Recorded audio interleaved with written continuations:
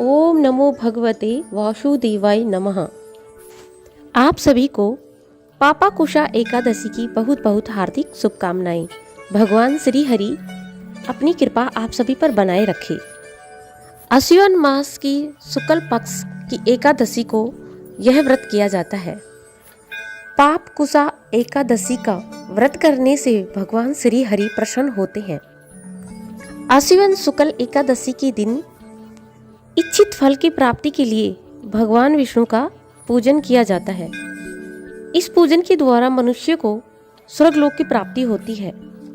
जो मनुष्य कठिन तपस्याओं के द्वारा फल की प्राप्ति करते हैं वे इस एकादशी के दिन क्षीर सागर में शेष नाग पर शयन करने वाले भगवान विष्णु को नमस्कार कर देने से मिल जाता है और मनुष्य को यम के दुख नहीं भोगने पड़ते। धर्मराज युधिष्ठिर कहने लगे कि हे भगवान, आश्विन शुक्ल एकादशी का नाम क्या है? अब आप कृपा करके इसकी विधि तथा फल कहिए। भगवान श्री कृष्ण कहने लगे, हे युधिष्ठिर, पापों का नाश करने वाली इस एकादशी का नाम पापा कुशा एकादशी है। हे राजन, इस दिन मनुष्य को विधि पूर्वक भगवान पद्मनाभ की पूजा करनी चाहिए। यह एकादशी मनुष्य को मनवांछित फल देकर स्वर्ग को प्राप्त कराने वाली है। मनुष्य को बहुत दिनों तक कठोर तपस्या से जो फल न मिलता है वह फल यह व्रत करने से मिल जाता है। वह फल भगवान गरुड़ ध्वज को नमस्कार करने से भी प्राप्त हो जाता है। जो मनुष्य अज्ञानवश अनेक पाप करते हैं परंतु हरि को नमस्कार करते हैं वे नरक में नहीं जाते। विष्णु के नाम के कीर्तन मात्र से ही संसार के सब तीर्थों का पुण्य का फल मिल जाता है। जो मनुष्य धनुषधारी भगवान विष्णु की शरण में आ जाते हैं उन्हें कभी भी यम यातना नहीं भोगनी पड़ती। जो मनुष्य वैष्णव होकर शिव की और शैव होकर विष्णु की निंदा करते हैं वे अवश्य नरकवासी होते हैं। सहस्त्रों वाजपेयी और अश्वमेघ यज्ञों से जो फल प्राप्त होता है वह एकादशी के व्रत के 16वें भाग के बराबर भी नहीं होता है। संसार में एकादशी के बराबर कोई पुण्य नहीं, इसके बराबर पवित्र तीनों लोकों में कुछ भी नहीं। इस एकादशी के बराबर कोई व्रत नहीं। जब तक मनुष्य पद्मनाभ की एकादशी का व्रत करते हैं तब तक उन्हें देह में पाप वास कर सकते हैं। हे प्रियवर, यह एकादशी स्वर्ग, मोक्ष, आरोग्यता, सुंदर स्त्री तथा अन्न और धन भी देने वाली है। एकादशी के व्रत के बराबर गंगा, गया, काशी, कुरुक्षेत्र और पुष्कर भी पुण्यवान नहीं है। हरिवासर तथा एकादशी का व्रत करने और जागरण करने से सहज में ही मनुष्य विष्णु पद को प्राप्त है। हे युधिष्ठिर, इस व्रत के करने वाले 10 पीढ़ी मातृपक्ष, 10 पीढ़ी पितृपक्ष, 10 पीढ़ी स्त्री पक्ष तथा 10 पीढ़ी मित्र पक्ष का द्वार उद्धार कर देते हैं। वे दिव्य देह धारण कर चतुर्भुज रूप हो, पीताम्बर पहने और हाथ में माला लेकर गरुड़ पर चढ़कर विष्णु लोक को जाते हैं। हे नृपोत्तम, बाल्यावस्था, युवा अवस्था और वृद्ध अवस्था इस व्रत को करने से पापी मनुष्य की दुर्गति को प्राप्त न होकर सदगति को प्राप्त होता है। आश्विन मास की शुक्ल पक्ष की इस पापा कुशा एकादशी का व्रत जो मनुष्य करता है वो अंत में हरिलोक को प्राप्त होता है तथा समस्त पापों से मुक्त हो जाता है। सोना, तिल, भूमि, गो, अन्न, जल, छत्री, जूती दान करने से मनुष्य यमराज को नहीं देखता। जो मनुष्य किसी प्रकार के पुण्य कर्म किए बिना जीवन के दिन व्यतीत करता है वह लोहार की भट्टी की तरह सांस लेता हुआ निर्जीव के समान ही है। निर्धन मनुष्य को भी अपनी शक्ति के अनुसार दान करना चाहिए तथा धन वालों को सरोवर, बाग, मकान आदि बनवाकर दान करना चाहिए। ऐसे मनुष्यों को यम का द्वार नहीं देखना पड़ता तथा संसार में दीर्घायु होकर धनाढ़, कुलीन और रोग रहित रहते हैं। भगवान श्री कृष्ण ने कहा, हे राजन, जो आपने मुझसे वह सब मैंने आपको बतलाया। अब आपकी और क्या सुनने की इच्छा है और भगवान विष्णु का ध्यान स्मरण किसी भी रूप में सुखदायक और पाप नाशक है, परंतु पापाकुशा एकादशी के दिन प्रभु का स्मरण कीर्तन सभी कलेशों व पापों का शमन कर देता है।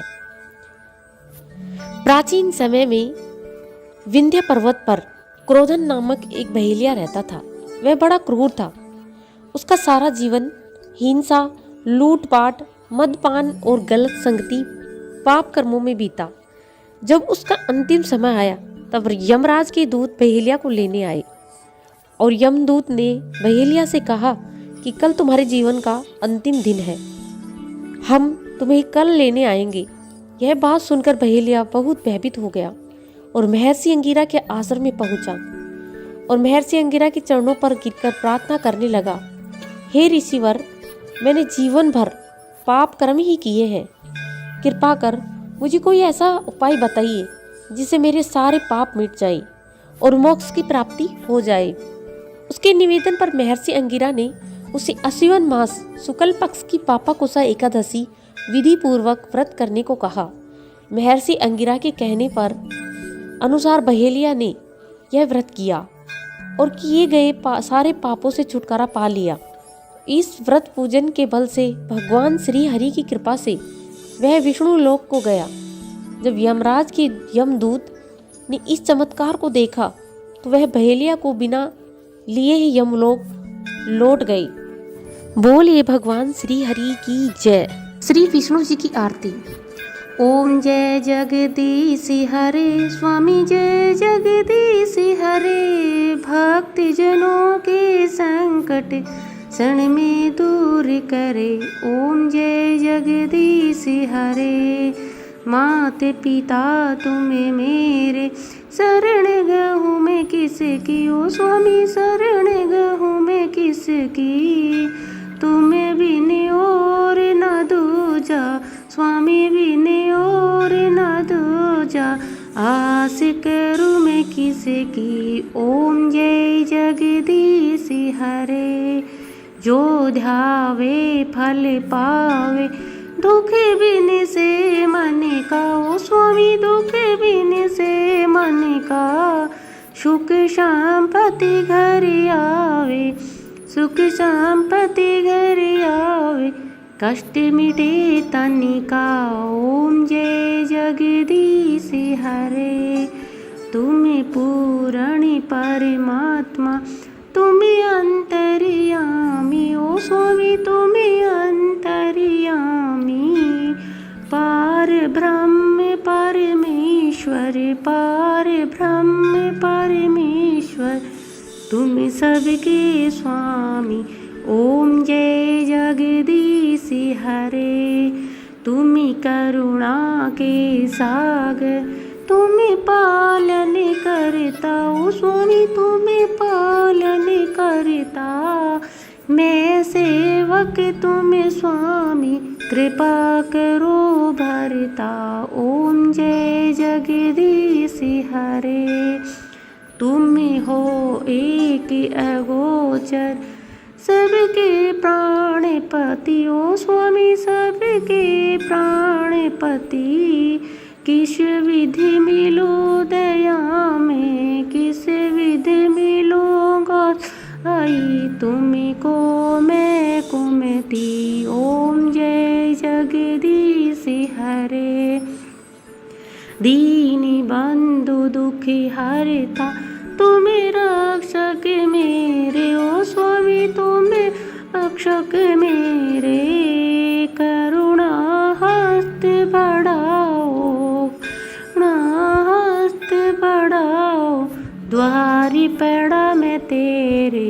ओम जय जगदीश हरे।